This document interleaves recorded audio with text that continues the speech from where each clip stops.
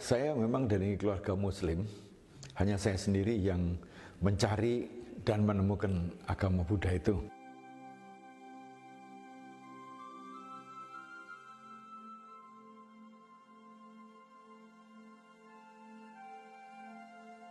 Perkenalkan, nama saya Bhikkhu Jayamedo.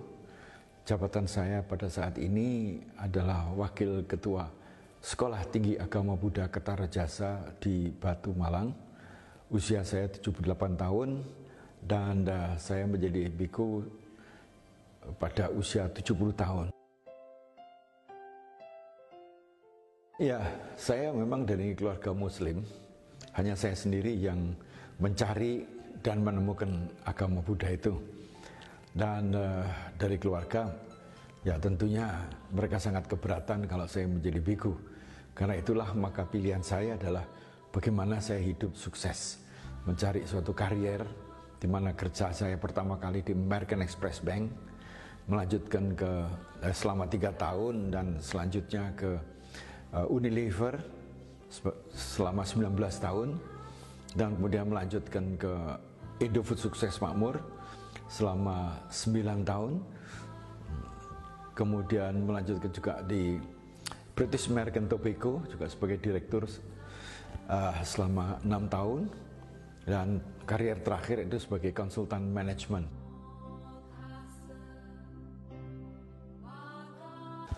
Ya, saya tidak membuat kejutan. Apapun juga yang kejutan itu nggak baik. Dan di dalam keluarga saya tidak menunjukkan suatu perbedaan. Ya, bahwa waktu puasa seperti sekarang juga puasa. Ya, zakat fitrah juga saya penuhi, lebaran ikut bersama-sama, sehingga mereka tidak merasa saya orang asing atau saya ini orang yang beda. Habisnya sama, cuman pandangan hidup saya yang sudah berubah begitu.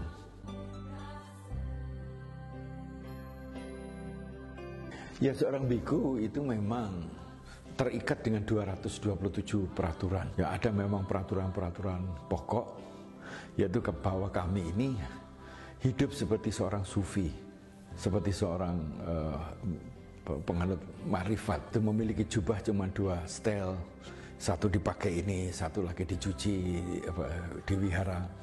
Makan juga hanya 2 kali pagi, paling banyak 2 kali, pada jam 7 pagi dan jam 11. Setelah jam 12 kita tidak boleh makan. Ya, boleh itu hanya minum saja. Itu pun sampai selama kita pakai jubah kuning, puasa untuk selamanya.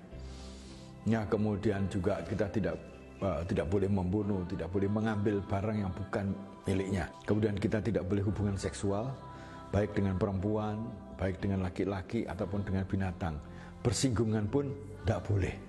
Ya, kalau dalam Islam itu gampang, ada bukan muhrimnya, saya nggak boleh sentuh. Kemudian tidak boleh makan minum yang memabukkan.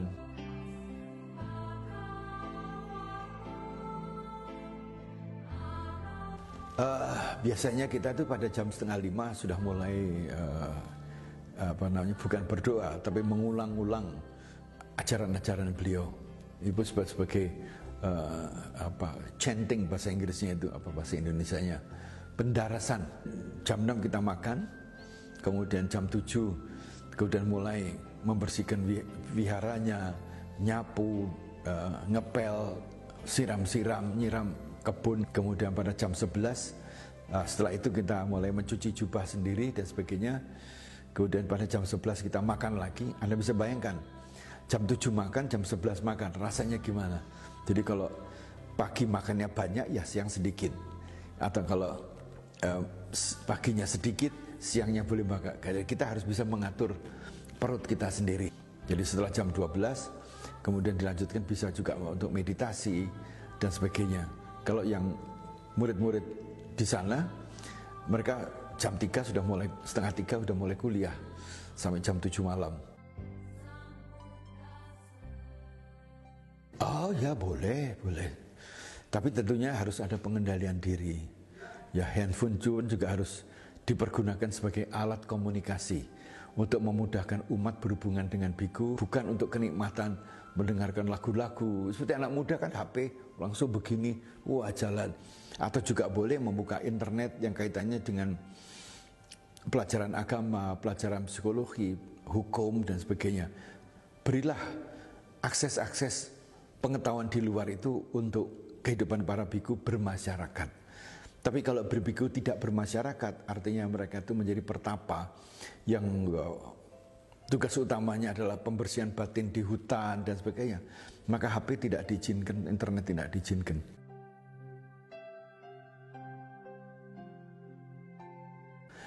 Ya, buat saya arti menjadi biku adalah, buat saya ya, bahwa kematian sudah pasti akan datang karena usia saya sudah 78 tahun. Saya ingin meninggal dengan cara tenang, dengan senyum, dengan kemantapan. Saya akan melepaskan.